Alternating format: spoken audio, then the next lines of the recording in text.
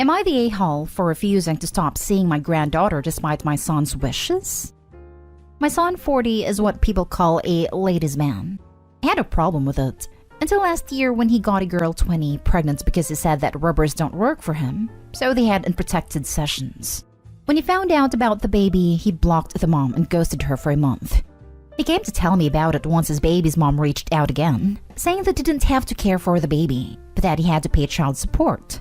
I was shocked and told him that he could either step up or not, but that I would have a relationship with the child because it is my only grandchild.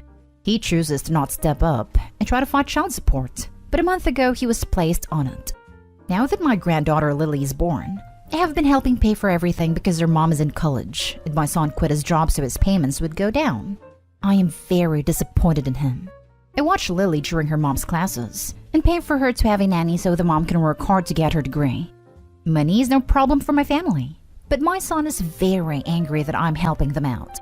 He says that they should not get my money and that if the mom needed help, then she should have gotten rid of the baby. I told him that I will continue to help them because my granddaughter is innocent in this, and that he was the one who refused to wear a protection so they should not have their lives ruined. He said that it is either him or them, and I said that I would always help my granddaughter. He has stopped talking to me, and my daughter said that I went too far and that I should just cut ties with them. Am I the a-hole for helping them against my son's wishes? Now for the top comments. Not the a-hole, but your son is a giant a-hole. He is entitled and selfish, and frankly creepy that at 40 he knocked up a 20-year-old. He needs to grow up. I would disinherit him in a heartbeat. Write a will that cannot be challenged and make sure to get an attestation from a medical professional stating you were sound of mind when the will was drafted. But leave him enough money for a box of rubbers. Wait, he's 40 and she's 20? Have you had a second to digest that truth? Good riddance.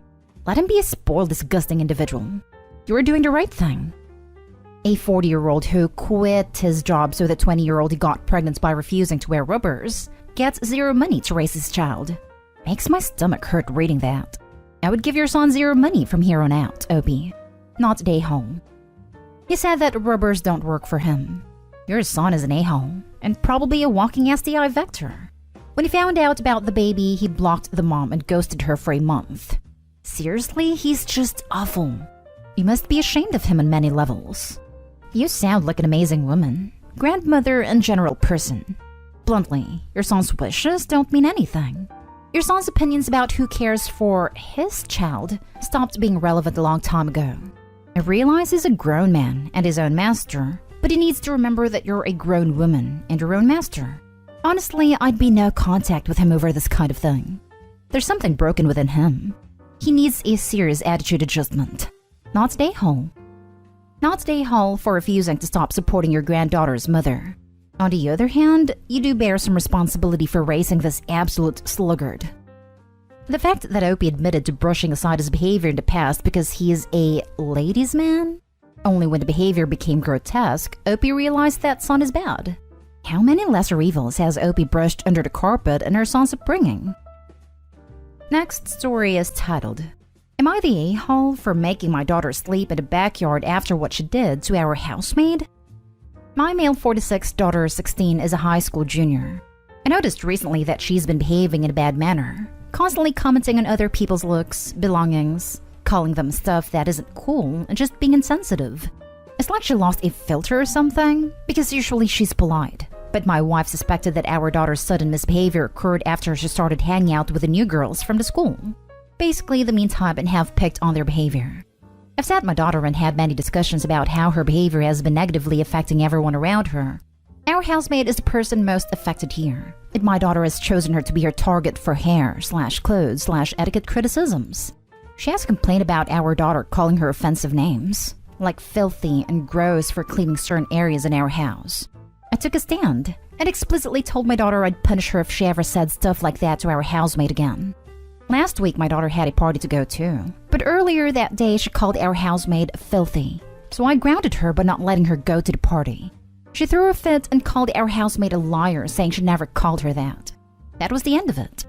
Days later, my daughter came to me saying she couldn't find her iPhone after looking everywhere. She asked me to call her number, and I did.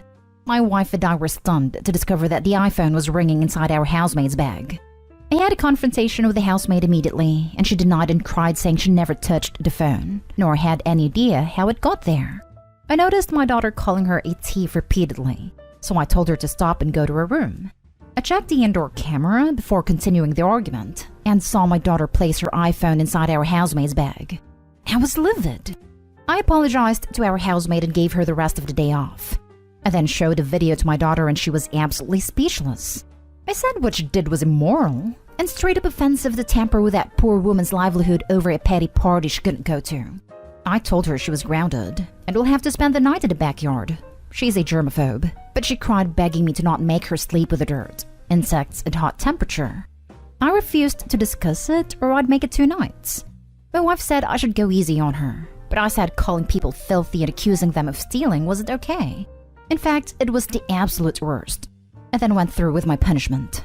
The reason I chose this punishment was because of the fact that my daughter says she is a germaphobe and used this as excuse to insult others' hygiene and appearance. Our backyard has dirt and bugs in it, and this kind of things get her uncomfortable.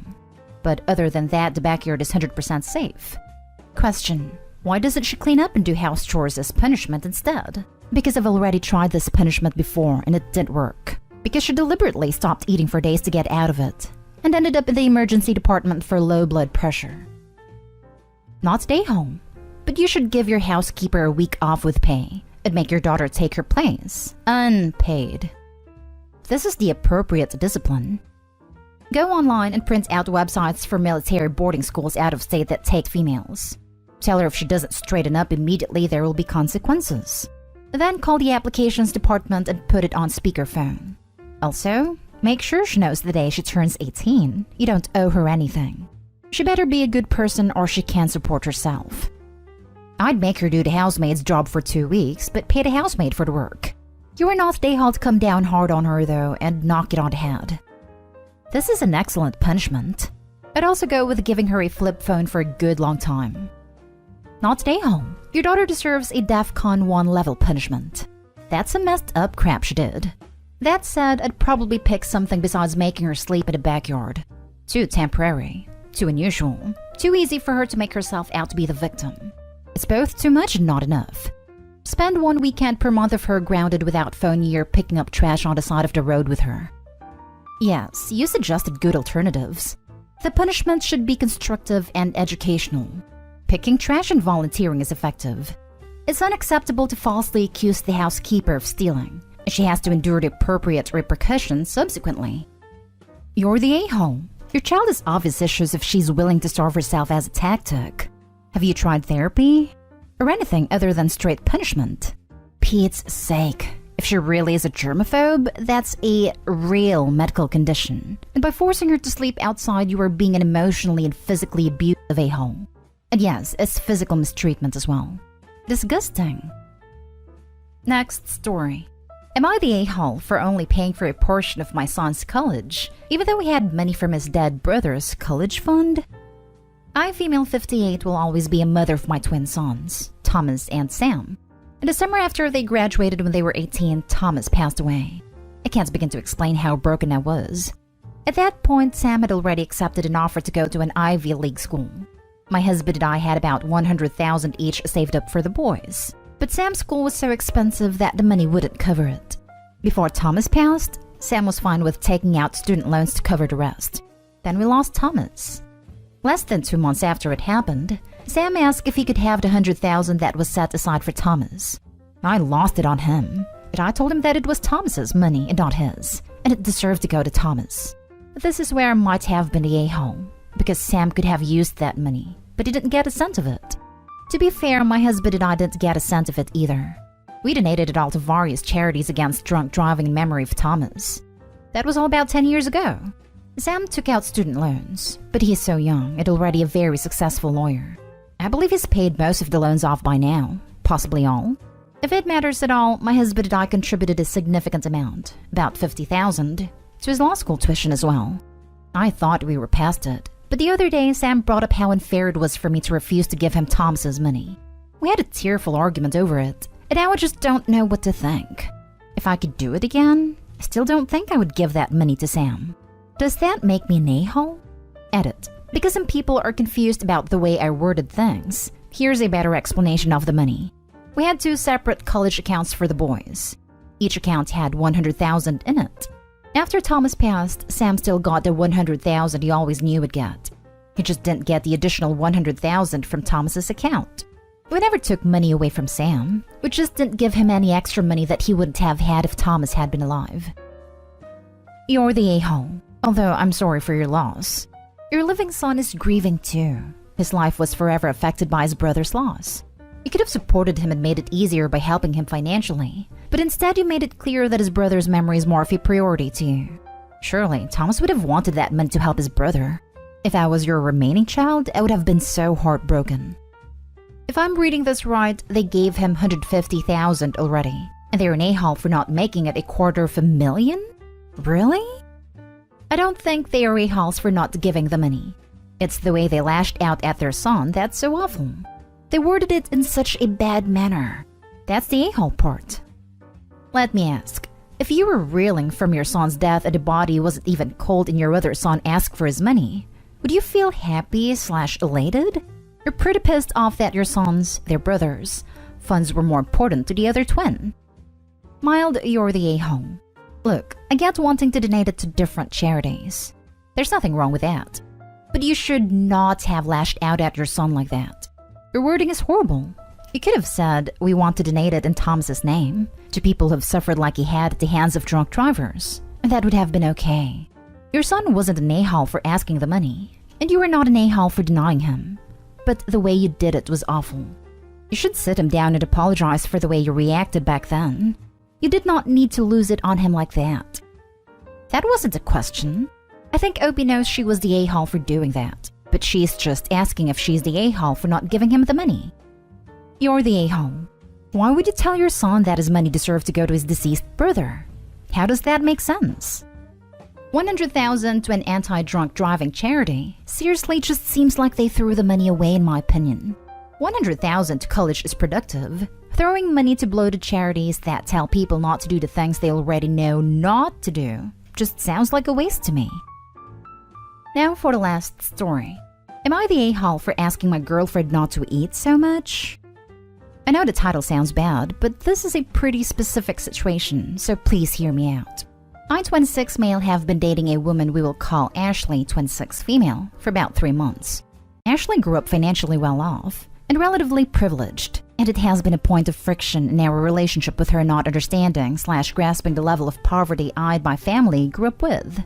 It is also relevant to this story that Ashley is a heavier person and is a very vocal advocate for body positivity, and will very assertively and stand up to anyone shaming herself or others.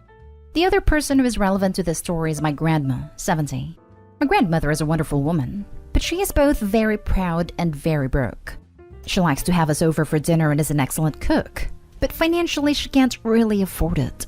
She refuses to take any money from me or anyone else and won't let anyone bring food, saying it's her responsibility to take care of the family. She also takes offense if you turn down the invitation.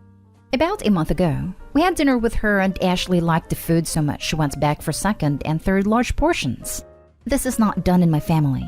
We all take a single small portion, as the leftovers are what my grandmother has to eat for the week.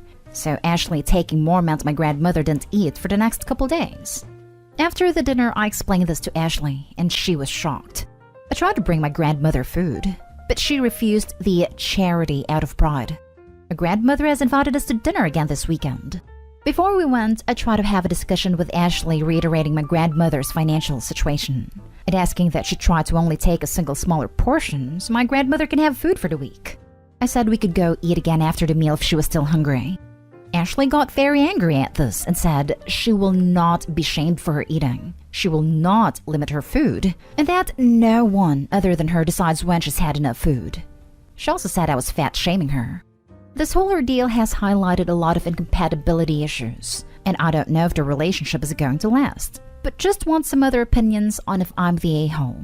Am I the a-hole for asking my girlfriend to limit her eating? Edit. A lot of people are asking why I didn't tell my girlfriend before the first meal. To be frank, I didn't think of it.